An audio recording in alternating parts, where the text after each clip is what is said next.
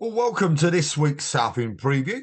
And we've got some great games for you this weekend, as normal, of course, in the Southern League. And of course, last weekend, there was some absolute bangers of goals last week from the guys from Hitchin and, of course, down at Nuneaton. Two fantastic free kicks down there. Fantastic blockbuster shot and goal, from 3 minutes in from Waltham Abbey. And of course, also as well, one that was filmed, I think, on a mobile, possibly down at Portland Rovers, and you heard the ping as it came off the stanchion at the back of the goal. What a fantastic 4 goals they were for you guys to pick. And of course, that shuts at 8 o'clock tonight, the vote for last week's goal of the week.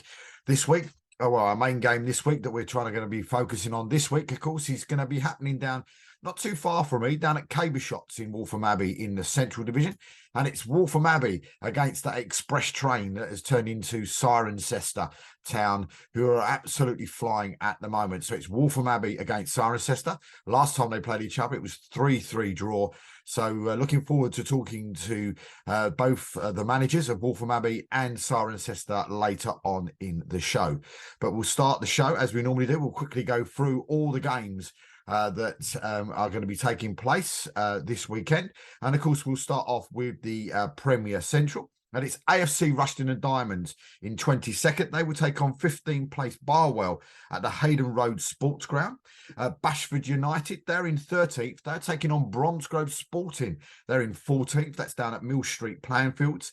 Hensford Town in 21st. They're going to take on 5th place Colville Town at Keys Park. Hitchin Town in 6th, looking for another blockbuster goal in this game. They're going to be taking on 12th place Stourbridge, of course, who came off that victory against Tamworth in midweek. Ilkinson Town in 8th, they take on 16th place Bedford Town. We have Kings Langley in 18th. They're going to take on the leaders Tamworth in 1st. We're taking then in Leiston, who are 2nd, 2 games in hand, of course, on Tamworth, and if they win them, they will go top of the Premier Central. Leiston in 2nd, they're taking on the Cup Heroes, Alvechurch in 19th. Micklehove, they're in 10th. They take on 17th place Needham Market. That's going to be at the Micklehove Sports Ground. Nuneaton Borough, they're in 3rd. They're going to take on 20th place Stratford Town. We've got Redditch United, they're in 9th. They're going to take on 11th place St Ives Town. And of course, Royston Town also a bit below the everybody looking at why or whatever you want to say, and they're coming up very, very slowly. But they're sitting there in 7th. They take on 4th place Russell Olympic at Garden Walk. In the Premier South this week, well, it's Beaconsfield Town. They are in 10th. They take on the 11th place Swindon Supermarine. And I must say a personal thank you to Swindon Supermarine and everybody there for your fantastic posts about the goal show. A massive thank you. It is really, really helpful to what we're doing, and I really do appreciate it. They will take on each other at Hollows Park at the weekend. Dorchester Town in 7th. They will take on 12th place Hanwell Town.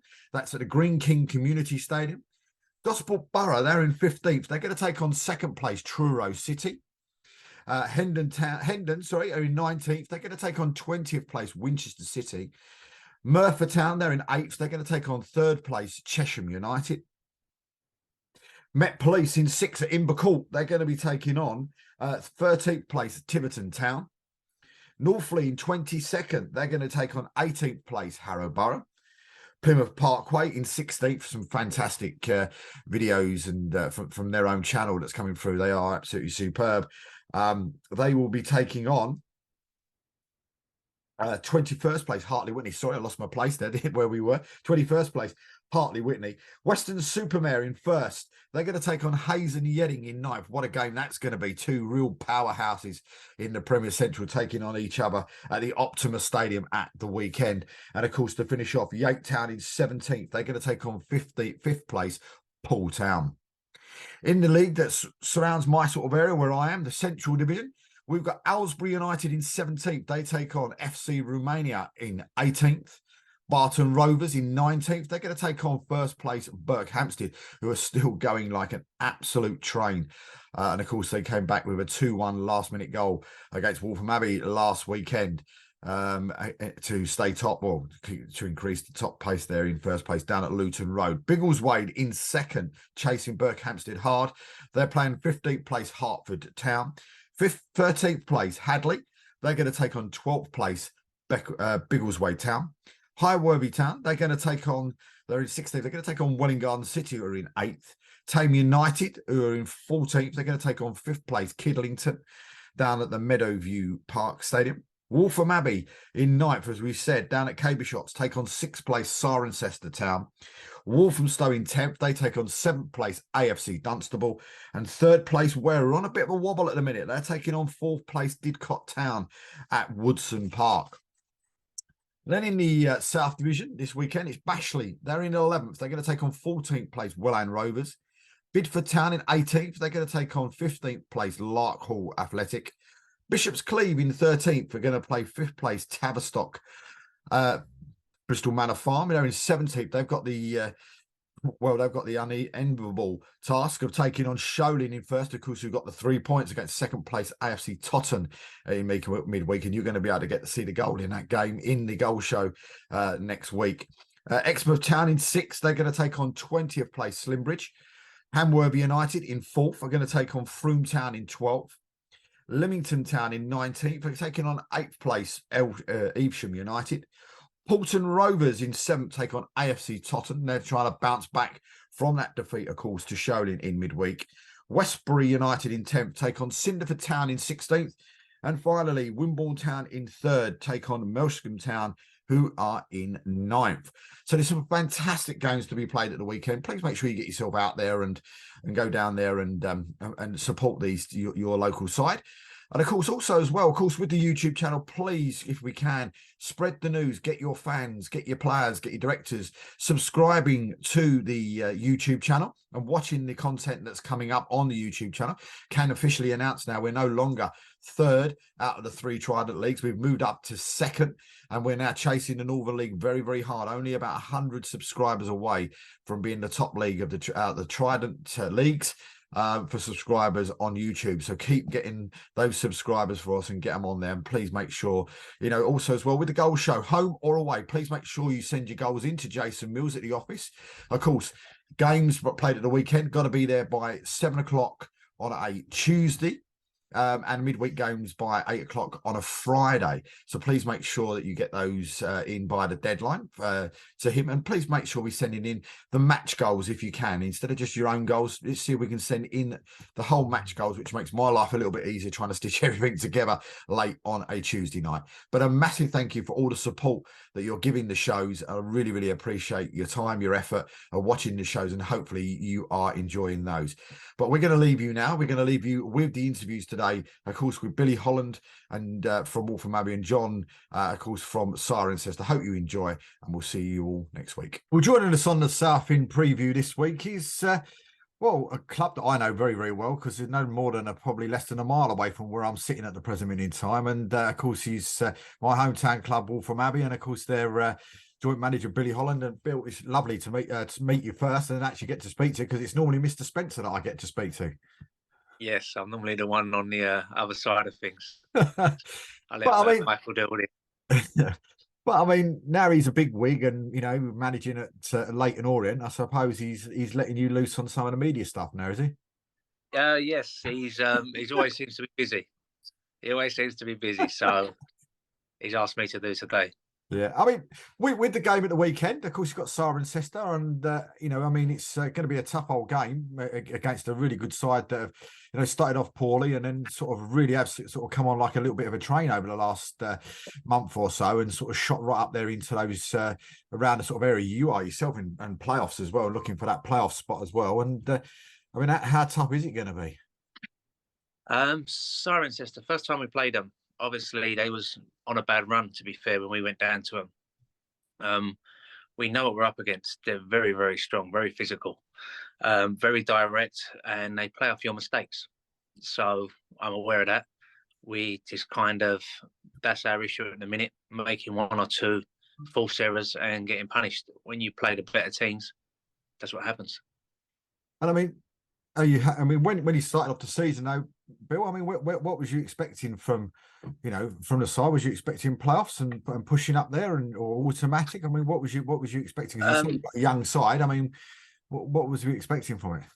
Target was, sat down with the chairman. Target was we want to be inside the playoffs. That's the main focus. It's quite difficult. Anyone can say that. Anyone can say we're going to be a playoff team. We've got this player. We've got that player. We've got a very, very good bunch of boys. Loads of individual talents, but they're not used to being where we need to be. So every time we get in touching distance, we start to fall away.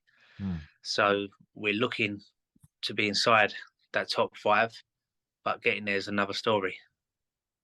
I mean, I bet you must be pleased though, and in a way, I know it's 2 Saturday games, but that Cirencester this week and Hireworth Town are coming to you, rather than you having to take 2 long travels. Yes. I've actually watched Cirencester since we last played them, and I've watched Hireworth recently as well, so I know what to expect.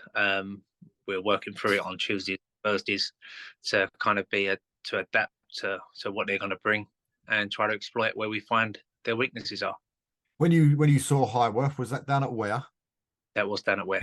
I'll say, because I saw the chairman and that down there on the day as well, so I had a feeling. Yeah. So I was down there for that game, but I mean, on that day they played really well, and played brilliant. They played really well, and Ware were really off it on that day as well.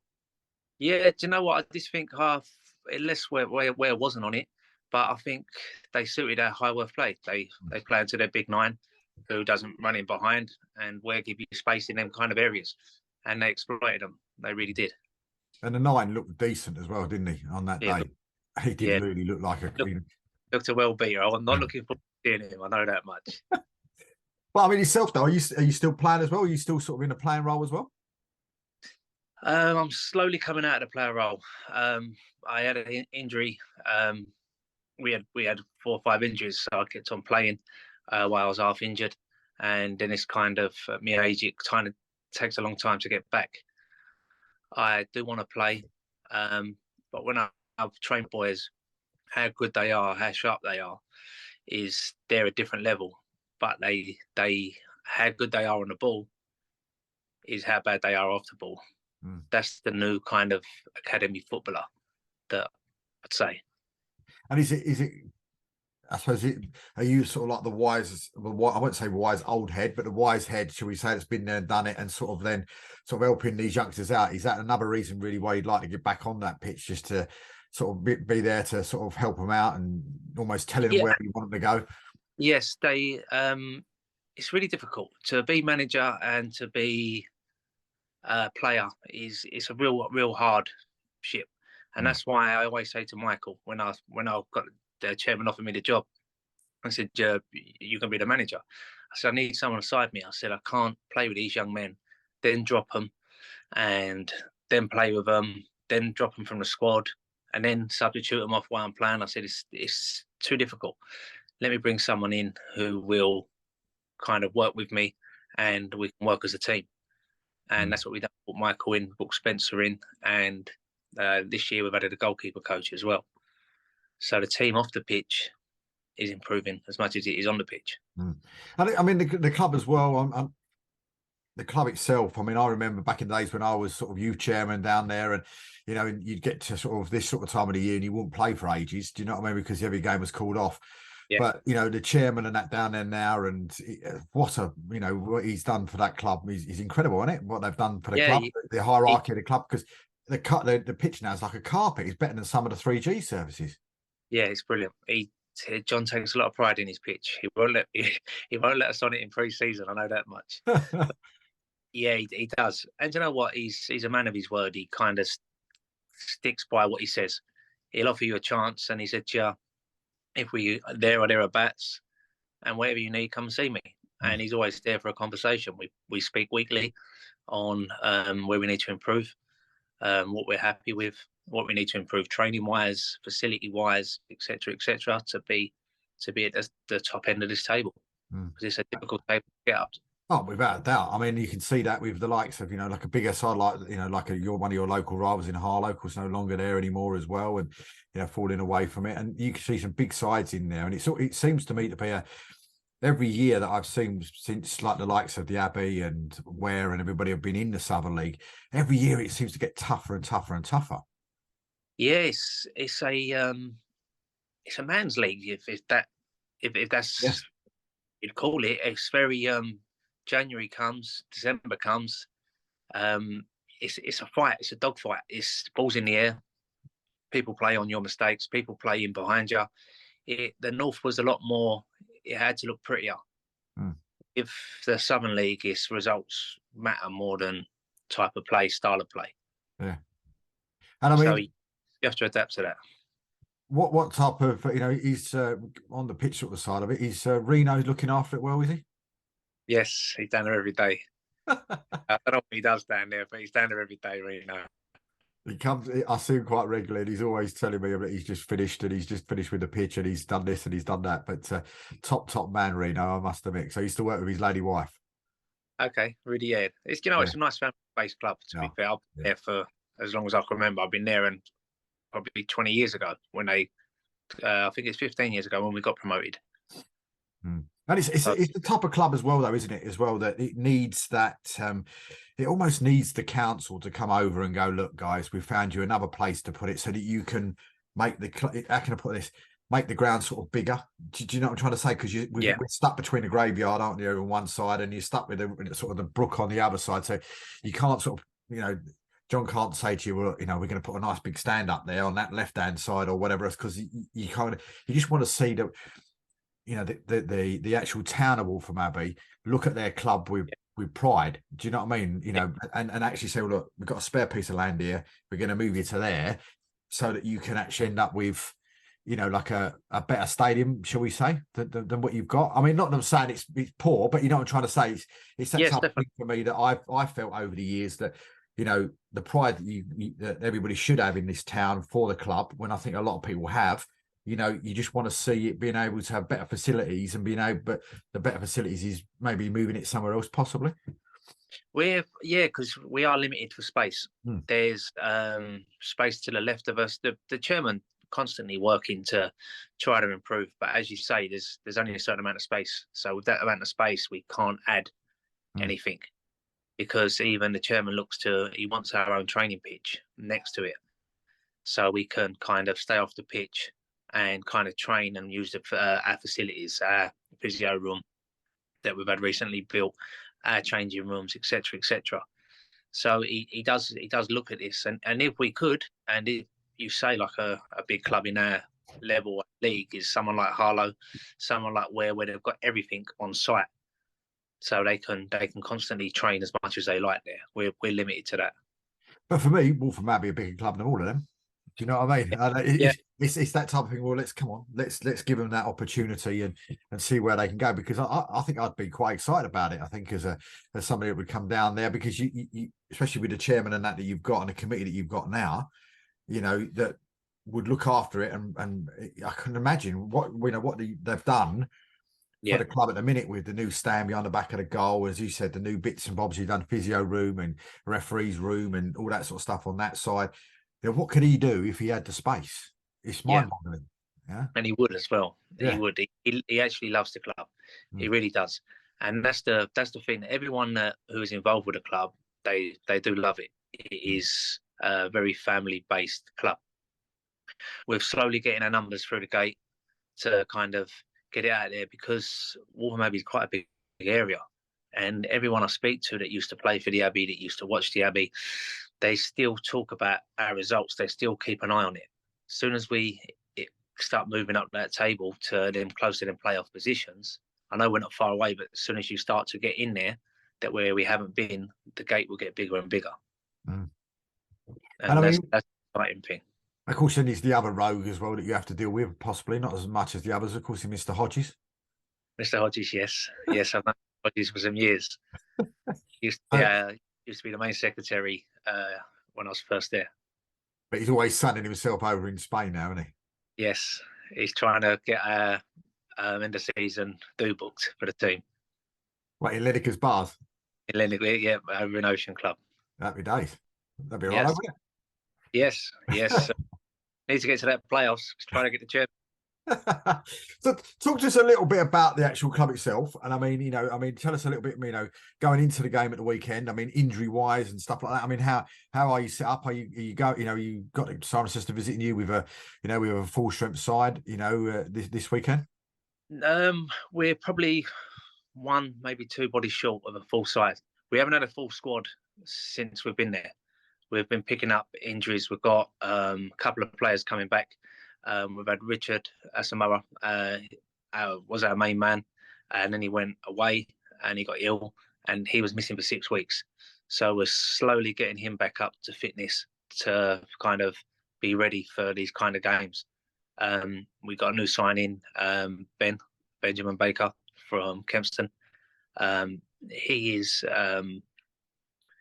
something that we missed massively. He's totally different to the new kind of winger, if that makes sense. People watch football, especially young kids, and all they want to do is come to feet and play in dangerous areas. Ben is the opposite. Ben wants to play in areas that he can affect the game in. So we've got a good mix.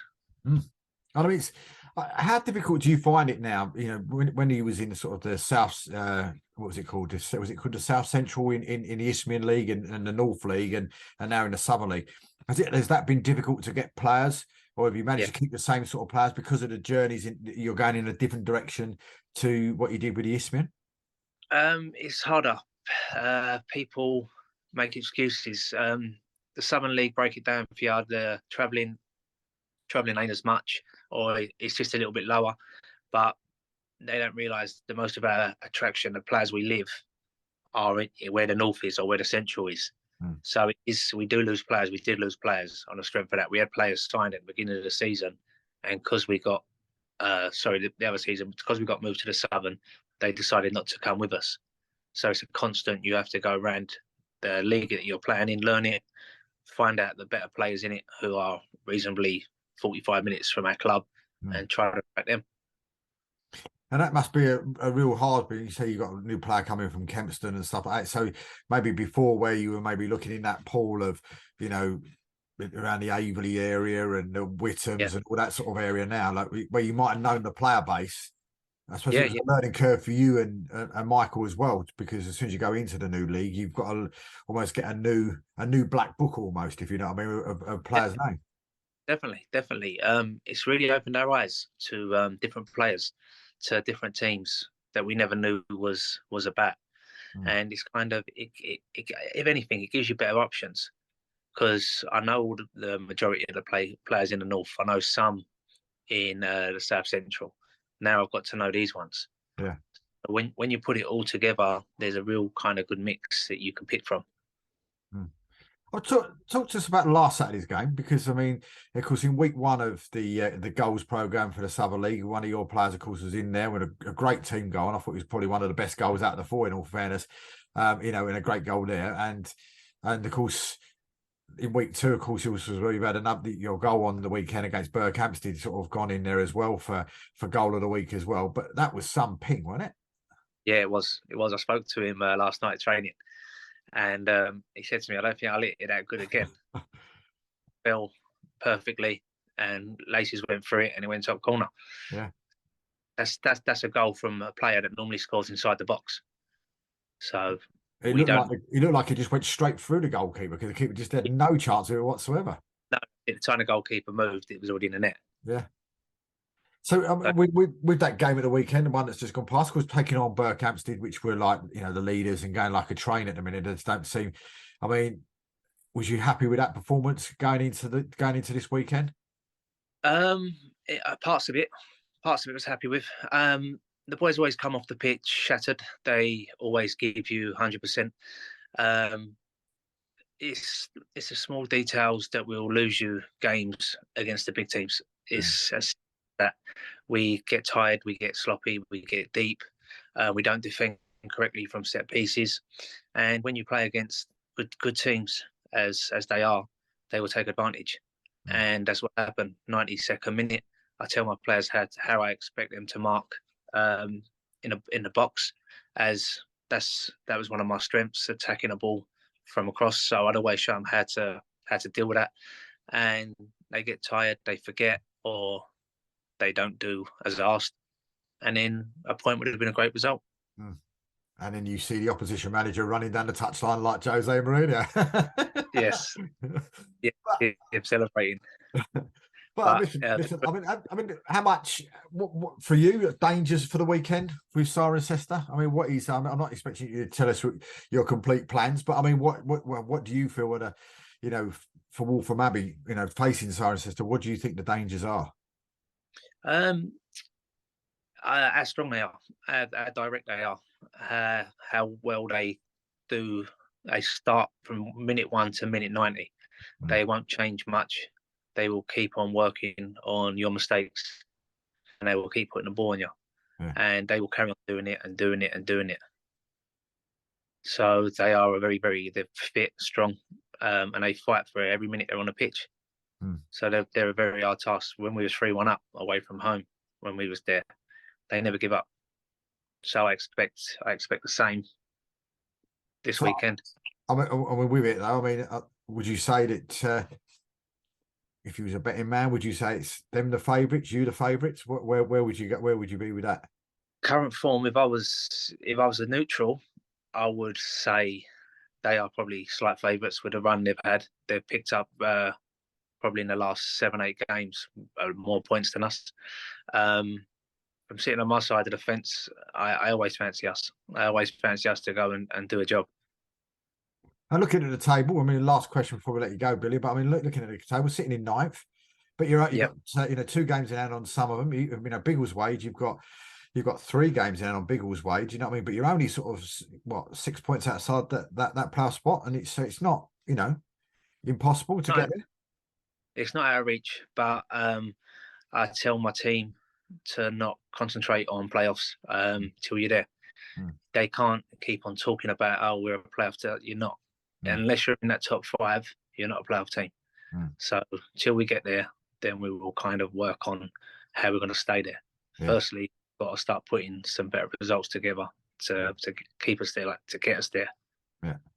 And then the work starts. Well, listen, Billy, thank you very much indeed for giving up your afternoon. I really appreciate that, for coming on the show. I wish you and the Abbey and Mike and everybody else down there all the very, very best the rest of the season. And let's hope, come August of this year that Waltham Abbey are a step-free club. Well, that would be nice. Thanks, mate. Thank you for your time. Bye. And of course, we're also lucky to have join us on the show this week, of course, from our main game this week, of course, Cirencester boss, John. And John, it's fantastic to have you on. And I mean, Waltham Abbey just happens to be my local team because I live in Waltham Abbey, just down the road. But I mean, so what with yourselves, they're coming into this sort of Central League. It's been a bit of a, I suppose, a bit of a nightmarish thing for the club with the travelling and et cetera, and you were sort of like, you and Highworth were sort of like the unlucky 2 that got sort of put into the league to make the numbers up type thing. I mean, how are you finding it? Before we go on to the Waltham Abbey game, how are you finding the league? Is it, you start off quite slowly, but now all of a sudden you're going quite like a train now. And I know I speak to the Ware manager, Paul Howsey, on a regular basis, and he says to me, Cirencester will definitely be in the playoffs. So, I mean, that's what he's telling me. So, I mean, what are you telling me? First off, it was difficult being moved across. We felt that we shouldn't be moved across, but once we got to terms with it, and we appealed the move, but that was thrown out. So we had to get on with it. Recruiting players was difficult in the summer because a lot of players that we know are on the M5 corridor, really, that we play down in the south a lot. So we've got players from Wales and Bristol area. So that was difficult initially. And we didn't have a great start. We had a few out injured. We just had a few Tuesday night games where I just felt that we didn't perform to our best ability. But we did play quite a few of the top teams. But we didn't know that at the time. It was all new to us. But after 5 or 6 games, we put our first win on the board, and we went on a good run, and we've managed to just we got to the playoffs a week or so ago, but we just dropped out. So there's still a long way to go. So really pleased with the turnaround. Added a few extra players, and when you play teams for the second time, you know a little bit more about them and the strengths and weaknesses. So that's helped as well. I mean, are you one of those people as well might keep half an eye on when you got sort of like the longer journeys? I mean, a bit like Waltham Abbey this week, and do you sort of have a quick look and ping the phone up and have a quick look, see what the weather forecast is going to be like at the weekend? Yeah, through December, January, February, I think you're always looking at your long journeys, and potentially that could get called off and be a Tuesday night. But we've done our fair share of Tuesdays already. But it's the league that we're in. Teams have to come to us on a Tuesday as well, so it's one of those things. And hopefully the weather forecast looks okay for the weekend. So hopefully we'll be okay. So just looking, you still got some, sort of longer ones down in this area. You still got sort of where to come to on the 25th of March and Waltham still on the 15th of April. So there's still some, some jerseys. And you got a nice, localish one on the 10th of April against Highworth Town. Yeah, that's our local derby, really. Yeah. Didcot's not a million miles away. Kidlington over in Oxfordshire. So we've got some close ones, but we haven't really got what we call a local derby.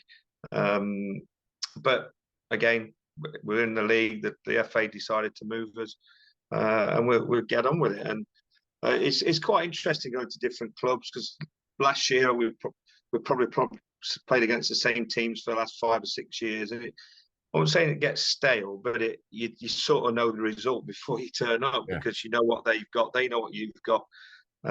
Whereas this year it's been an unknown quantity, because we've not been able to go and watch games very often. I had a scout last year that went to all the games we were playing the following week, and he did a match report. So we haven't done that this year. I've gone out to a couple of games, the team and Didcot sort of games that I can get to. Aylesbury. I live in Cheltenham, so it's not too bad for me to get to these places. But we've been playing and training, so it's difficult to do a report. But it's sometimes good going into the unknown and just worrying about our selection and our formation and our form. And that's something that we've tried to concentrate on. I changed the system from last year to a back three. We're creating chances but not scoring and conceding goals. So I went to a back four, and that sort of coincided with the upsurge in form. So it's something that we've had to tweak, because we'll lose in football matches. I mean, that was one of my next questions. Is like Waltham Abbey, on Saturday, a young side, started to improve with their score results as well recently, and how do you scout somebody like Waltham Abbey that distance away? I mean, is it a case for yourself of maybe looking on YouTube or looking on here or looking on there for highlights of the games or stuff like that? Or have you managed to get a sort of a sneaky look if they were sort of playing somebody that's a bit closer to you, or is it that sort of thing because of the distance? If it's possible, we'll try and watch them. Also, we've got this manager at Didcot that might give us a bit of information, but they're in the playoffs, so they might not give us the right information.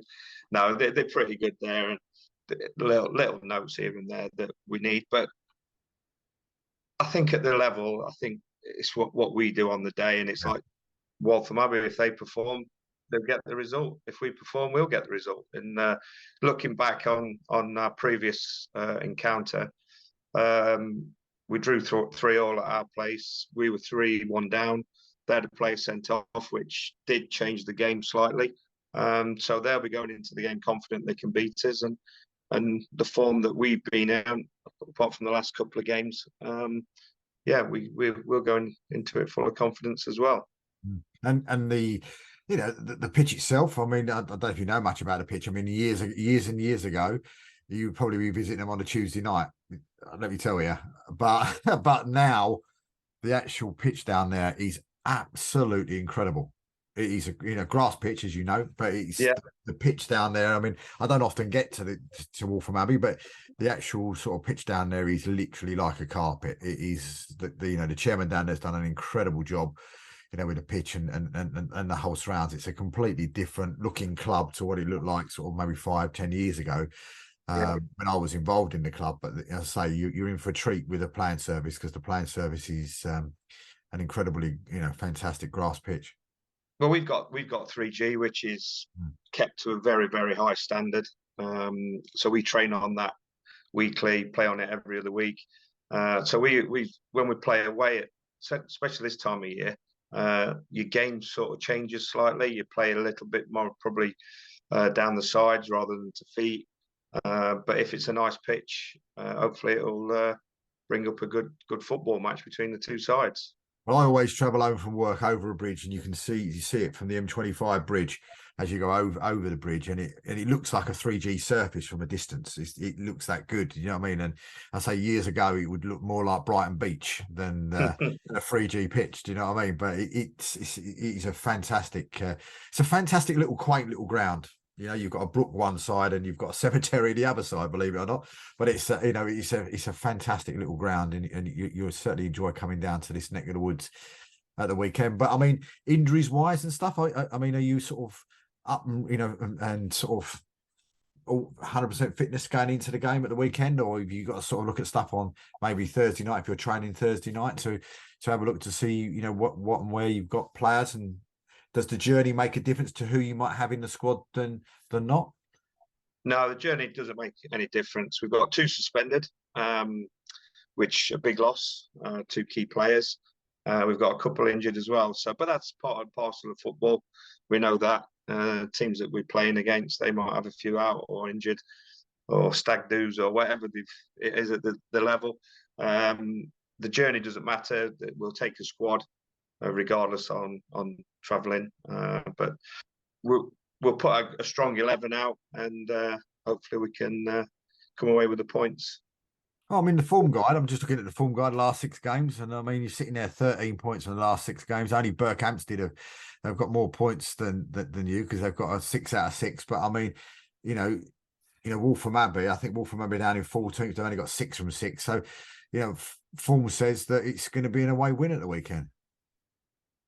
Ideally, football's not ideal, is it? And if you look at the league table, we're only 5 points ahead, and I think they've got 2 games in hand or something on that. So there's a lot to play for. We've managed to get in the playoffs last week, but we just dropped out again over the weekend, which is fine. It's going to happen. It's where we are at the end of the season that counts, and going to long journeys to places we haven't been before. We've got to make sure we're ready for anything that's thrown at us, and we'll be prepping the players on Thursday night training, and getting them ready for the journey on Saturday. But I've never been to the ground, but I did live in Epping for a few months, so Okay. I sort of know the area reasonably well. Yeah, just up the road. I mean, 12 games to go, so 36 points, on offer. I mean, is it one of those things where you'd like to, and it's quite tight. I mean, you're on 38, Biggleswade are sitting there on 49, but they've played a game more. And then, Ware have been on a bit of a downward spiral of late. They've had some really poor results of late, and, they're on 42, Didcot 42, Kiddington 39, yourself 38. So, are you still looking at trying to get into the playoffs? Yes, but maybe even squeak a home semi-final? Well, we take every game. It's an old cliche, but every game we take as it comes, week to week. The aim, obviously, is to get in the playoffs. The best team are at the top. What we've seen so far, they beat us fair and square at their place, and they've kept the form going. But we have got to play everyone at the top. Apart from Biggleswade, we've played twice. We've got to play Ware. We've got to play Didcot. So yeah, we've got to play teams in and around us. So it's down to us to perform and pick up as many points as we can. And this time last year, we were top of the league. And we went on a poor January into February. And we ended up coming 3rd overall. And Winchester had a bit of a late run, and they're the team that got promoted. So, and you look at North Leigh last year, they weren't even in the playoffs. And they got pushed forward because team's ground wasn't up to scratch, and they ended up winning it. So as long as we're finding form at the right time, but we've got to pick up the points along the way, and we'll give ourselves a fighting chance if we're in and around it, just like Didcot, Ware and Biggleswade and whoever else, Kidlington. And there's a few teams below that if Waltham Abbey win, they'll be only 2 points behind us and 2 games in hand, so they'll fancy their chances as well. So I mean, yeah, you say you can go right down to probably even Biggleswade, Biggleswade and even maybe even Hadley you drew with at the weekend. You go down there and I know they're on 27, but they've got like 2 games in hand. That's what put them on 33. Only puts them 6 outside the playoffs. And Biggleswade the same, they're on 31. That puts them just out, on the same sort of 1 point less than you if they win. Well, no, if they win all their games in hand, they go above you with 40 points as such. So it's a very, very tight league this year. Very tight, yeah, very tight, and that's why we can't look too far ahead. My focus, we played a friendly on Tuesday night to give some of the players a game. We played the RAF on Tuesday, and that was a good workout for some of the players that haven't been playing regularly because we've been winning. We've kept a settled side, but we knew that there was going to be 2 at least missing because of the suspension. So we got some minutes into the players on Tuesday. Tonight will be more of a technical session, and we'll try and do everything we can to take the 3 points on Saturday, just like they will. And like you say, it's very, very close. And a team wins 3 or 4 on the trot, like we did. We went from like second from bottom to in the playoffs within 6-7 weeks, and that can happen. And we've probably got 6-7 weeks left before the end of the season, so it's anyone can go on a run.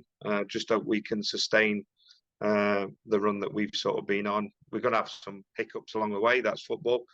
You look at some of the results that crop up now and again, and there's some shocks.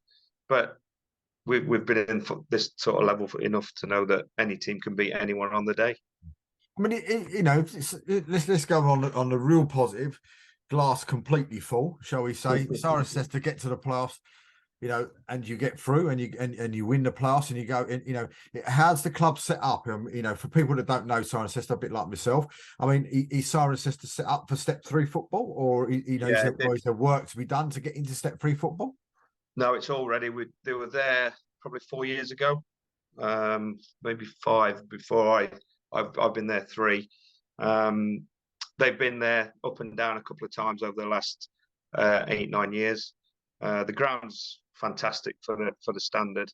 The surroundings facility, obviously, it's got the 3G, which is used constantly, which brings revenue to the football club. It's got a great clubhouse that functions, weddings, etc. It's also got an indoor arena, which is used permanently, especially this time of year. So yeah, the club itself and the infrastructure of the football club, from the chairman and the committee, it's geared up definitely to go one higher in terms of behind the scenes. I mean, when he was on your run, of course, we lost the team from out of the Central League. How did that affect you? Did you lose any points from that? Yeah, we lost 3 points because we'd beaten them. We actually swapped venue. We should have been playing at their place, and we swapped the fixture so we could get the game in, and obviously we went on to win that match. And then 3-4 weeks later, they pulled out the league because they just physically, I don't think they could afford to put the pitch right. Hopefully they'll bounce back next season in whatever division or same league. I don't know how it'll work, but yeah, we lost 3 points. A couple of goal scorers have lost those goals as well. So so we lost 3. Some people gained from it, some people lost. We were just unfortunately that we'd beaten them a few weeks before.